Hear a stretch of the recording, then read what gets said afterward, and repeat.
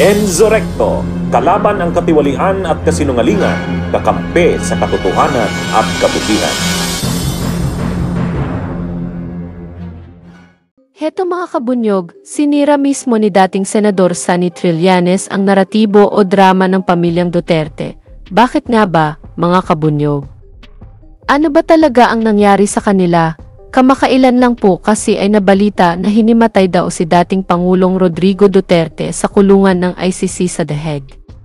Kinumpirma pa raw ito ng kanyang abogado na si Nicolas Kaufman. Anyway mga kabunyog, panoorin po natin itong balita. Hinimatay daw sa loob ng kanyang kwarto sa ICC Detention Center si dating Pangulong Rodrigo Duterte. Ayon kay VP Sara, dinala sa ospital ang ama at sumailalim raw sa laboratory test.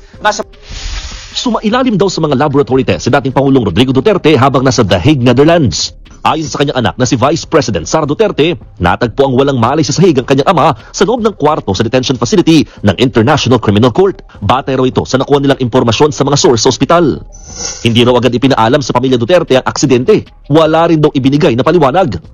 Git ni VP Sara, bukod sa hindi na makatarungan ang kondisyon ng ama sa loob ng detention center, hindi na rin daw ito makatao. Kinumpirma naman ng legal counsel ang dating Pangulo na dinala sa ospital si Duterte kung saan tinitignan na posibleng cranial at brain injury.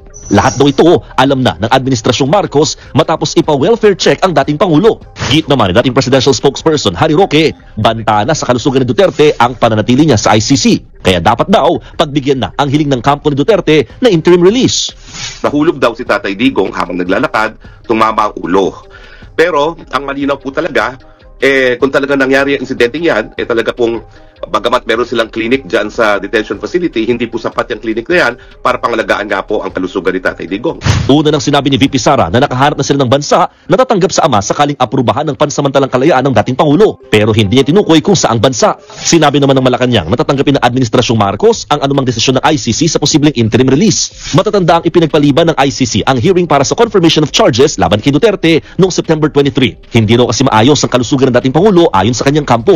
Yan mga kabunyog, napanood po natin ang nasabing ulat. Ngayon, pinabulaanan naman ito ni dating Senador Sonny Trillanes na puro drama at pamilyang budol daw talaga itong mga Duterte. Ayon sa kanya, ang katotohanan ay hindi naman talaga ito nangyari at wala raw itong basehan. Anyway mga kabunyog, para sa malinaw na paliwanag kung bakit ito nasabi ni Trillanes, pakinggan po natin mismo ang panayam sa kanya. Ayan po yun. Of course, habang nandun kayo, I'm sure nababalitaan nyo din kung ano-ano yung mga impormasyon na kumakalat po dito sa Pilipinas. The one of which is that, the Vice President is claiming that the President is not in good health. But when you look at other interviews of other family members, the former President seems to be doing fine. Ano pong mga nakalap nyong balita or impormasyon tungkol sa kalagayan ng dating Pangulo? Okay, ang nasabi po sa atin na impormasyon ay yung polisiya nila, yung sitwasyon nila sa detention center sa ICC. So meron silang medical team dun sa loob, tapos merong ambulansya naka-standby sa labas, yung hospital 5 minutes away. Kahit na anong medical emergency, sinisiguradong makakapag-responde sila.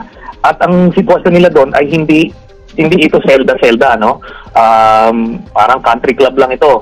So may komportable silang kwarto, may banyo sa loob, may common facility sila, may kitchen sila, may recreational areas. So lahat ng pwede nilang gawin para maglibang, meron doon.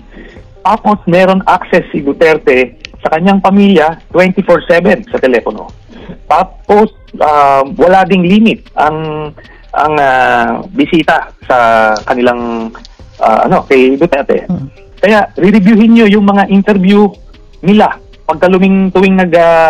tuwing bumibisita sila kay Duterte, malalaman nyo na okay yung kalagayan, maganda yung usapan. Then suddenly, ngayon may historical na 3 beses na hinimatay o kung ano man. Kaya duda ako sa truthfulness ng sinasabi nila na yan, at palagay ko ito ay dahilan lang nila para ma-delay yung confirmation of charges hearing. At the same time, makakuha sila ng simpatsya para doon sa interim release na nilalakad nila.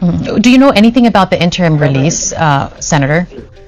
Okay, sa interim release, ang sinasabi sa atin ay it will be opposed vehemently by the prosecutors and by the families of the victims.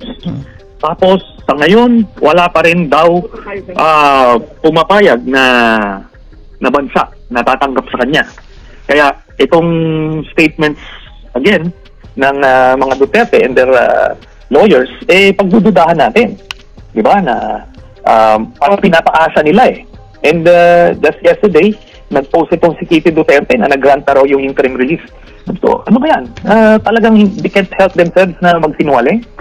So, yun lang po yan. And ito, historically, yung ICC, nakapag-grant lang sila to a handful of accused, no?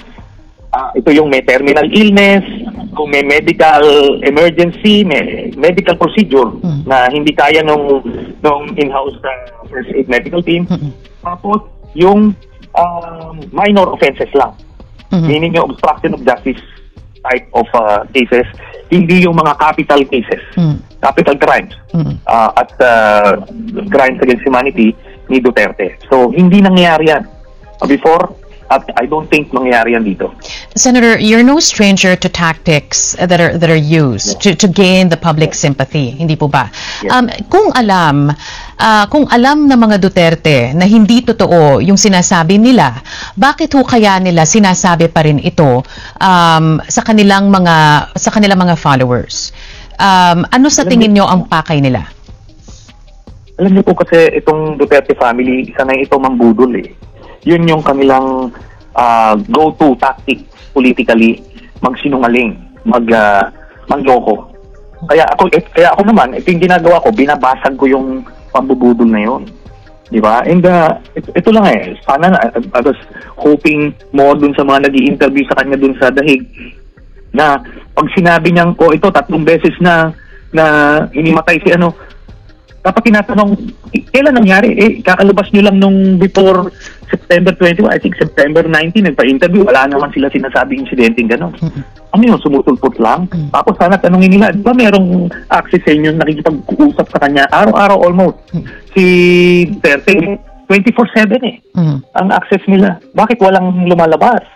Suddenly ngayon, ang haba na parang ilang insidente na nangyari. Tapos, never siya na dala sa ospital.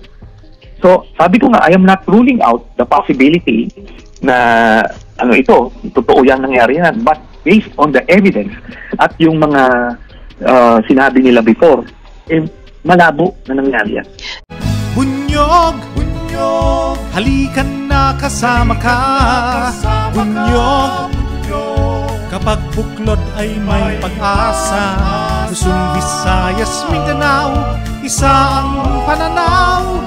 Sa bagong Pilipinas ang bunyog isisigaw. Bunyog, bunyog.